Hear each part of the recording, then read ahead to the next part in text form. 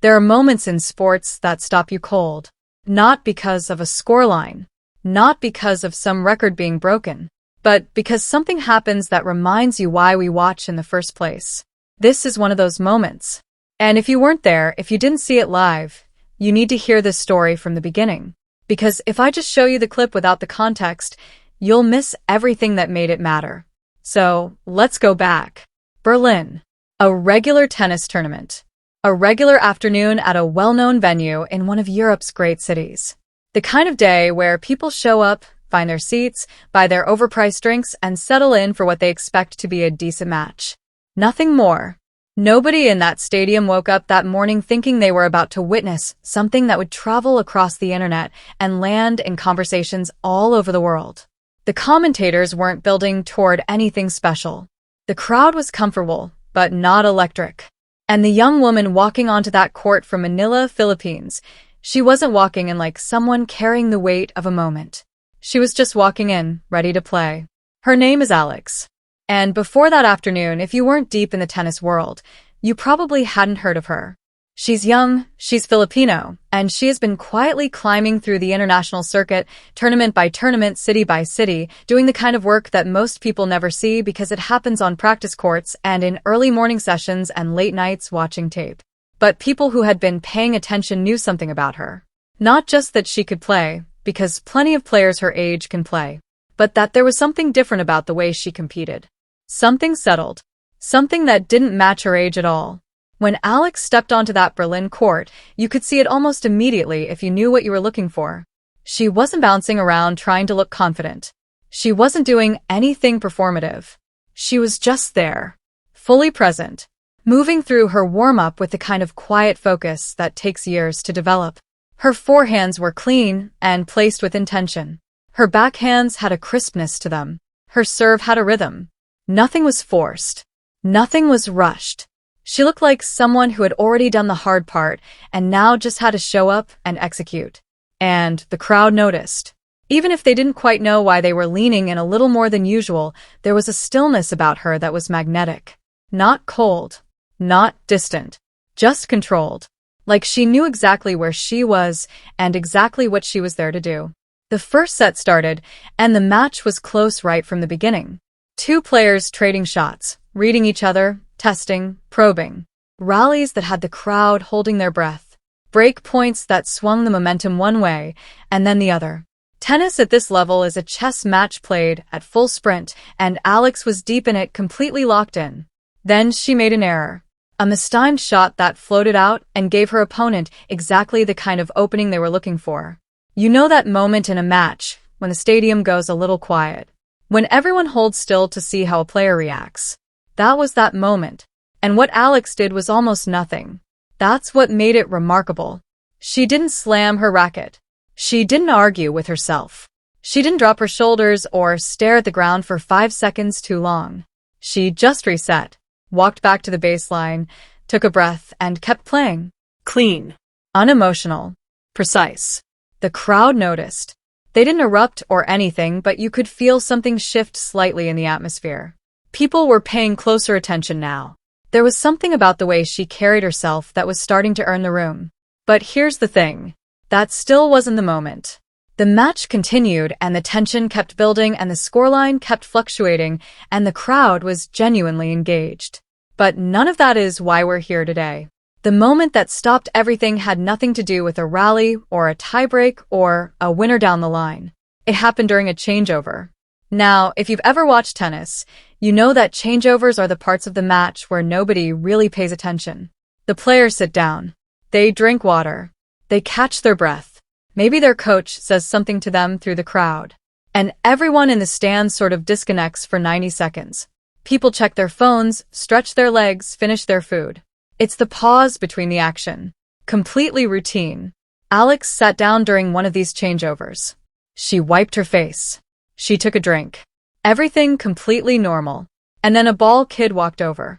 A young German kid doing his job, like ball kids do at every single professional tennis tournament all over the world. These kids are part of the furniture of the sport. They're there, they're helpful, they're everywhere, and almost no one ever really sees them. They are, by design, invisible. Professional tennis is built around the idea that ball kids are background. They move quickly. They stay out of the way. They hand over towels and balls and then step back and disappear again. Nobody speaks to them. Not usually. Not beyond a quick nod or a mechanical thank you. That's just how it works. So this kid walks over to Alex during the changeover. Quiet, efficient, doing exactly what he's supposed to do. And Alex looked at him. Not a glance. She actually looked at him. And then she spoke to him. Not in English, which would have been completely fine and normal. Not in Filipino, which would have been understandable. She spoke to him in German. Clear, natural, direct German. Like it wasn't even a choice she had to think about. Like speaking the language of the person in front of her was just the most obvious thing in the world. The kid froze for just a fraction of a second. The way you do when something unexpected cuts through the noise. And then he smiled. Not a polite smile. Not the smile you paste on when someone senior speaks to you and you don't know what else to do. A real smile. The kind that comes from somewhere deep and involuntary. The kind you get when someone actually sees you when you weren't expecting it. The people closest to them heard it first. Then the ripples started moving through the stadium.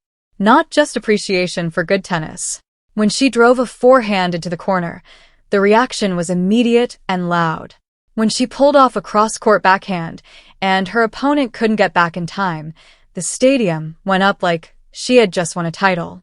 And here's what people who have never played competitive sport at a high level don't fully understand. That energy is not decorative. It is not background noise. It enters you. It steadies something inside you that pressure can shake. It makes the next decision a little clearer. It makes your feet a little quicker.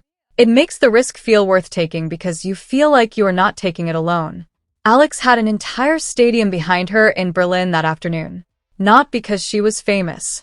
Not because she was the hometown favorite. But because she chose to treat someone as a person when she didn't have to. That's what they were responding to. The match continued to build, and the tension climbed with it.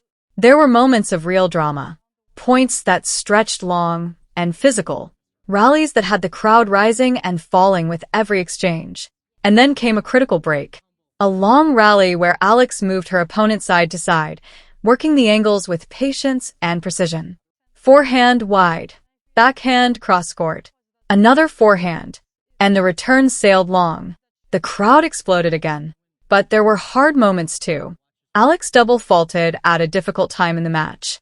The stadium went quiet the way it does when something goes wrong for the player you are rooting for. That silence has a particular weight to it.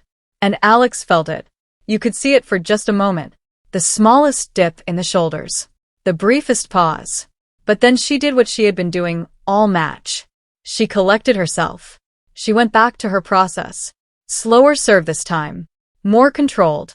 More deliberate. One point then another. She didn't try to make up for the mistake all at once. She just kept playing her game. And the crowd, they stayed with her. They didn't turn. They didn't get restless. They believed in her. And if you were up in those stands watching this unfold, you would have noticed something else happening. About halfway up the stadium, sitting perfectly still, was Steffi Graf. 22 Grand Slam titles. One of the greatest players the sport has ever produced. She has watched thousands of matches across her career.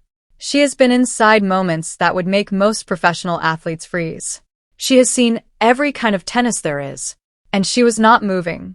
She wasn't checking her phone during the changeovers. She wasn't leaning over to whisper something to the person next to her. She was locked in, not just to the tennis, but to something else. To the feeling that was moving through that stadium. Sometimes the deepest response to something real is stillness. And Graf was still.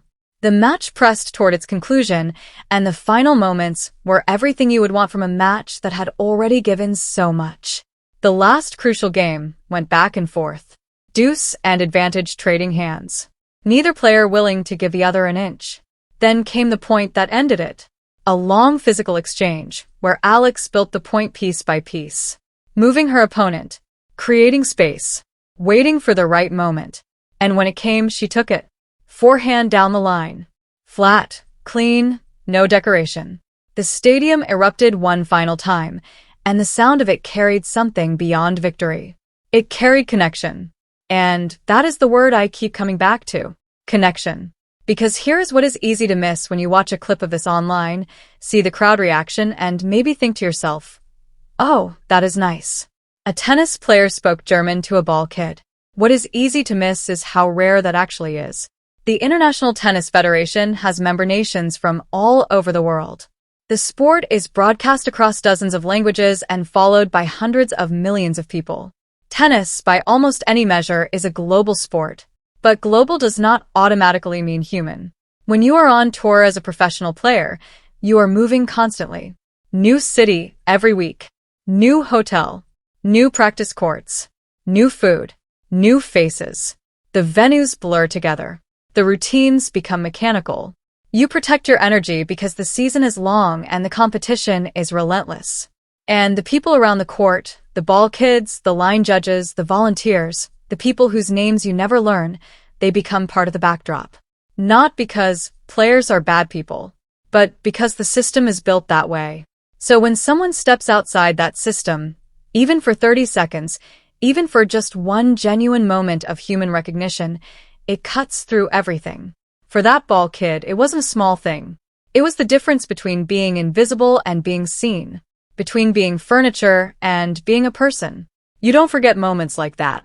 I guarantee that kid has told that story 100 times since that afternoon.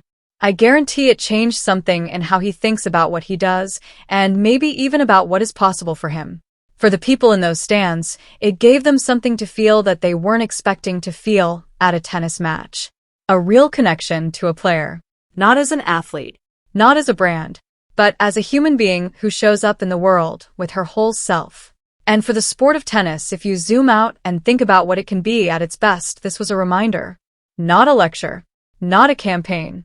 Just a reminder that the most powerful thing an athlete can bring onto a court isn't always in their technique or their fitness or their mental game. Sometimes it is in the way they treat the person handing them a towel. Now I want you to sit with something for a second. We talk a lot about greatness in sport. We talk about it in terms of titles won and records broken and seasons remembered. And those things matter. They genuinely do. But there is another kind of greatness that doesn't make the highlight reel. The kind that happens in the in-between moments, during the changeovers, in the spaces where no one thinks anything important is happening. Alex is young. She has a long career ahead of her, full of matches and titles and moments we haven't seen yet. She will win more. She will lose some. She will go through stretches where the game feels easy and stretches where nothing works and the doubt creeps in the way it does for everyone who competes at this level. But what happened in Berlin that afternoon, that specific 30 seconds, will travel with her regardless of what the scoreboard ever says.